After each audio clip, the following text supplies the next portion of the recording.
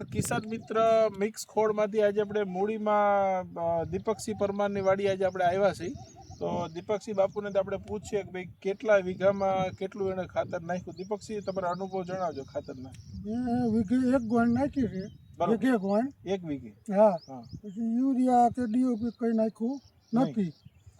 અને આ ગૌમૂત્રની જે કંઈ પાયું છે બાકી આ રિઝલ્ટ તમને સામું દે. યુરિયા ડીએપી કાંઈ કોઈ પેસ્ટિસાઇડ એ ખાતર બીજા એકય નહીં. એકય નહીં.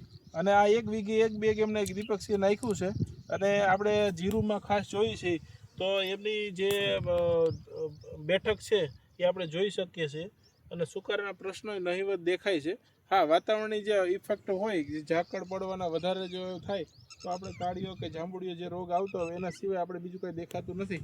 અને જનરલી જીરું કેવું લાગે છે તમને? સારું છે? સારામાં સારું. તો તમે ખાતર કેટલા વર્ષથી વાપરો છો? 2 વર્ષથી. દીપકસિંહ બાપુ 2 વર્ષથી ખાતર વાપરે છે.